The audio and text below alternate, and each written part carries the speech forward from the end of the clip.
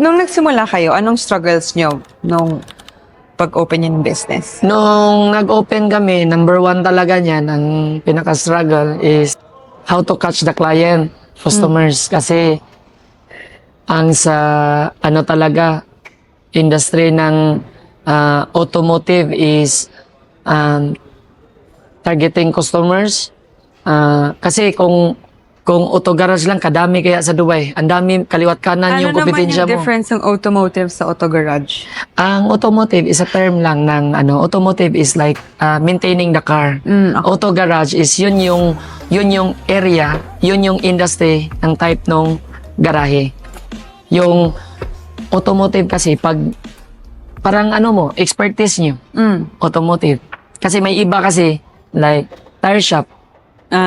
Kung tire shop kasi, maibig sabihin, sa mga gulong sila. Okay, may specific. Auto care, cleaning sila ng sasakyan, marang ganun. Okay. So, maraming branches Maraming branches din. Okay. Struggles. Mm. So, nabanggit mo kanina, paghahanap ng customers. Mm. So, yun po, isa sa mga struggles, tas i-enumerate yung iba pang struggles starting. Number one, ang pinaka-struggles ko talaga nung nag-umpisa is nung nagpakilala sa garage. Kasi, nagre-rely lang kasi ako na makilala through friends sa mga naging kakilala ko simulang nag-umpisa ako sa Dubai. Nag-base lang ako sa mga kilala, friends lang common friends. So nahirapan talaga akong mag-operate dahil from nag-umpisa ako sa customer number 1, kinabukasan magiging number 3 na ang customer ko. Kinabukasan naman 5 na ang customer ko. The next week naman, meron akong 20 customers. Hanggang next month, meron ng 100 customers. Hanggang ngayon, hanggang dumami na. Hanggang sinubukan ko ng pumasok ng social media. Yan. Then, number 2 na naging trials din namin is kompetensya natin sa market. Dahil hindi lang naman ako ang may garahe. Meron ding mga ibang mga garahe, ibang lahi. Meron ding ibang mga kabayan na So, ang ginawa lang talaga namin is quality ng service. And then, sinikap namin na accurate yung kalabasan ng inspection namin. Na hindi tayo nanluloko ng customer.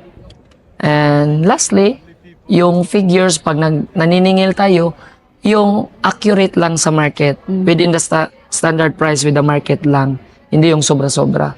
Then, ang kagandahan lang kasi, kabayan price kami, then we are approachable when it comes sa mga customer na, may time kasi na walang-wala ang customer .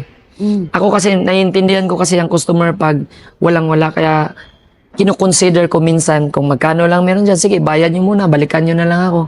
Pero meron din struggles din na nahirapan din akong maningil na din. Kaya minsan binabalanse lang din. Kasi pangit naman din kung maging mahirap ka ring lapitan . Paano nyo minamanage yun kapag hirap kang maningil or pag...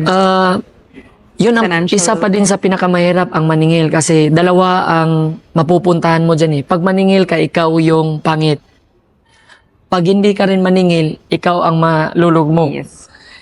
So, ang ni-make sure ko talaga niyan is ang commitment ko sa customer from simula kong nakilala sila na never burn bridges lang talaga.